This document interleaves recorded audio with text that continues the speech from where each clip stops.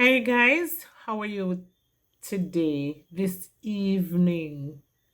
I'm always recording my videos in the night. So, whatever time of day it is, that's the time I'm calling on to you. I want to ask you, have you ever been bitten by the green-eyed monster? I'm sure everybody knows what green-eyed monster is, right? Jealousy. Have you ever felt jealousy? Experienced jealousy? Everybody who is anybody that is alive and have red blood flowing through their veins would have experienced jealousy at some point in your life or another. How do you handle that? Are you somebody who is generally jealous, or are you somebody who experiences pangs of jealousy every now and then? Think about it, because jealousy can be dangerous.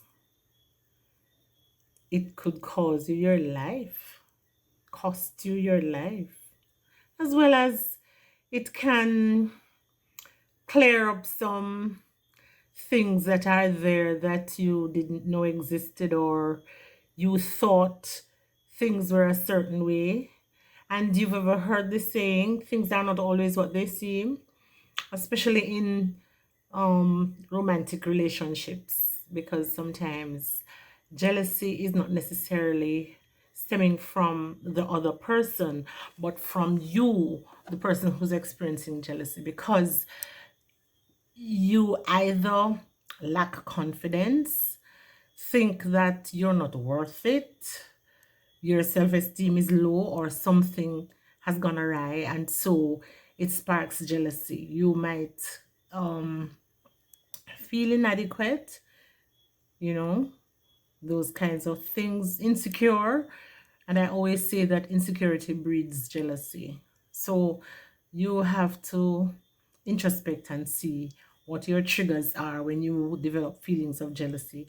Now, jealousy doesn't only happen between a man and a woman in a romantic relationship. It happens between friends, it happens with parents and children, because parents might be showing more affection for one child or the other, or put one down and, affirm one, that kind of thing, and it breeds jealousy. And even in the workplace, somebody might be just making strides, moving up the ladder, and somebody else who is overlooked and has been there and think that they're doing their very best becomes jealous. It happens everywhere in all sorts of situations. But what I want to say to you is that you need to see what your triggers are when you feel the jealousy coming. See what your triggers are. All right, let me look at a relationship between a man and a woman. Sometimes women are in relationships and they see their man maybe admiring another woman, that kind of thing, and immediately she feels threatened. The woman might be more attractive, and she thinks that there goes my relationship, because he's going to like this person and he's not going to like me anymore. And within a short space of time, you fall into a mood, and the gentleman is asking you what is wrong, and you're saying nothing, and he doesn't know what happened. In a snap of a finger, your mood has changed. Ladies, let's not do that, because you know what, you can endanger your relationship. Because look here, men don't read minds. And if he thinks that something is wrong and he asks you what is wrong, say how you feel, or tell him that you'd rather talk about it at a later time. But don't just start getting into this mood and the man doesn't know what is the matter, and he has to be trying to figure out what it is that he could have done in such a short space of time, not realizing what has happened. So you have to say how you're feeling. Remember, I said you have to say how you're feeling, not blame the gentleman for having looked at the girl, that kind of thing. You can't get away from that. And if it's your man, you're supposed to know him. and you know who you are. And you must have the confidence. If you're somebody who you can't trust, you might as well just leave it alone, because you're going to be in misery all the time. Because if you see him go somewhere and he looks at somebody and that kind of thing, and you're going to feel let down, like you're not good enough, you're not attractive enough, and this person is more attractive.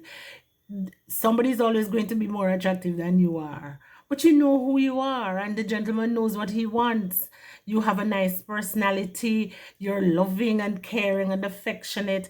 Those are a lot of attributes that you have. He's just looking at somebody out there, won't tell him if that person possesses all those attributes. So beauty is in the eye of the beholder. So you don't have to worry about who is more attractive or who is better looking and that kind of thing. Just be who you are. And ladies, let me tell you some things that spark problems. Don't go snooping in a man's phone to see who is calling him and who he's having a conversation with. You have to develop the trust and let the gentleman know that you trust him. If he went somewhere and you expected him back a certain time and he didn't come back at the time, and he came home and you wanted to know what was happening and you asked him and he's evading it, just leave it alone. Please don't malice him. Leave it alone, because sometimes maybe if you leave it alone, he'll come around and he'll say what happened, and then you'll understand. Don't go eavesdropping on his conversations, that kind of thing. You have to be one of those who help to develop the trust in the relationship, so that the gentleman knows that he can trust you and you can trust him. I remember this guy went someplace with his friends and they were having a good time, and I think the rest of them had their girls there, and they were setting him up with this other woman, and she was all agog and ready to go to bed with him and all of that, and he was contemplating it. And I think when he got to the place, he thought about his wife at home, and he just decided, I can't do this. I can't do this to my wife. And you know, he walked out of there, and they laughed at him and said that he was chicken and all of that. But he gained their respect because he did what he knew to be the right thing. It was a temptation and he almost gave in. But he was thinking about his wife that he left at home, and he knew that he didn't want to ruin his relationship. So he changed his mind. And you know, he actually went home and told her that he almost did what he shouldn't have done. And she was really very glad that he was able to make himself vulnerable enough to tell her. And she respected him a little more, because he could have gone and done whatever and not tell her. She might have suspected, but she wouldn't have known. And then she would be there thinking all sorts of things, that kind of thing. It is a very, what is the word I'm looking for? It is very complicated. Relationships can be very complicated, and the jealousy gets in there and creates problems. So you have to determine that you want to be as transparent as possible with your partner.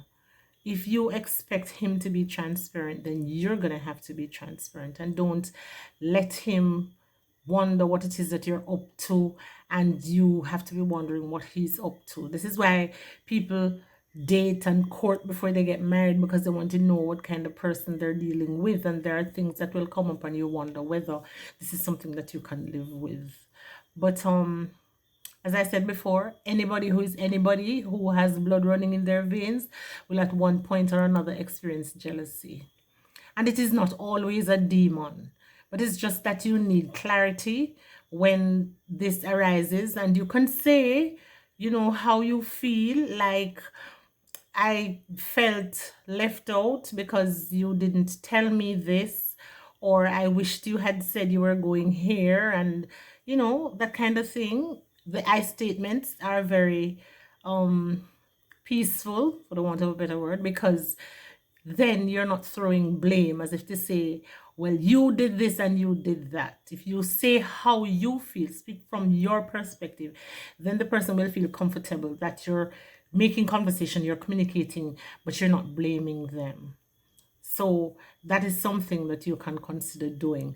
And like I said before, when you feel feelings of jealousy, examine yourself to see what is causing it. Is it that you feel insecure in the relationship that you're in? Is it with your parents? Is it with your co-workers? Is it with your partner? What is going on with your friends? What is causing it? And when you have determined what is causing that, then you can make a change. Because if it is that you feel inadequate, you can try to build your self-confidence. You can do things that will build your confidence. You don't have to feel so insecure.